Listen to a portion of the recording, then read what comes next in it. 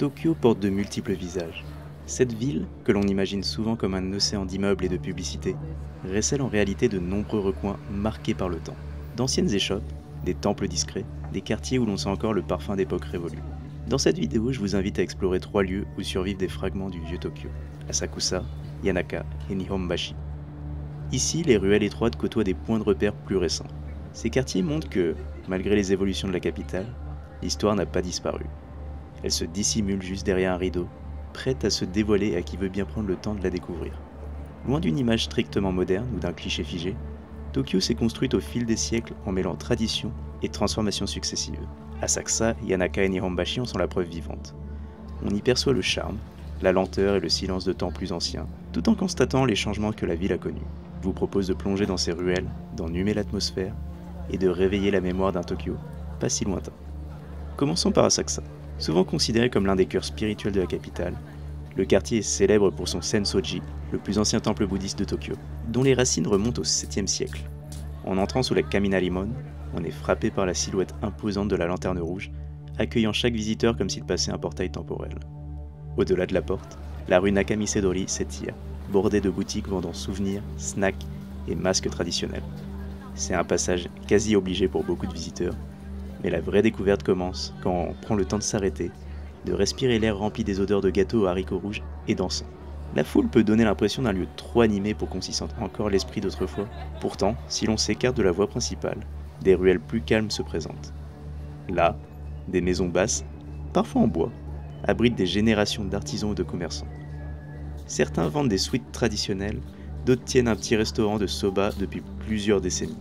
Autre part, en prenant le train jusqu'à la station Nippori, on découvre Yanaka, souvent appelé le quartier qui a échappé à la frénésie.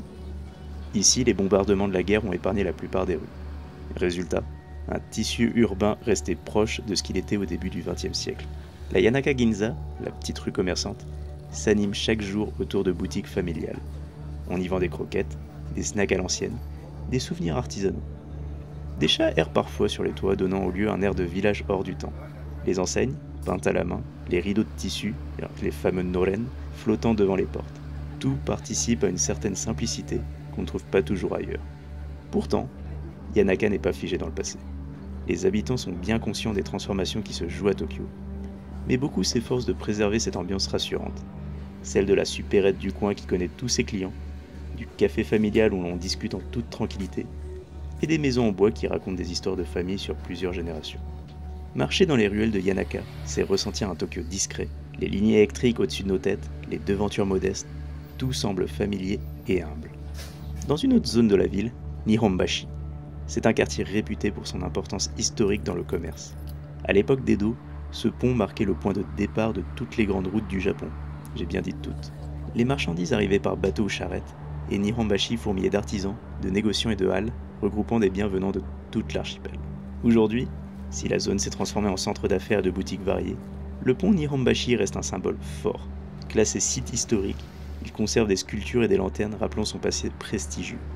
Certes, on perçoit désormais l'activité typique d'un quartier commercial avec des immeubles plus contemporains, mais le regard attentif remarque vite les enseignes centenaires, confiseries, marchands de thé, épiceries spécialisées dans l'histoire remontent à plusieurs générations.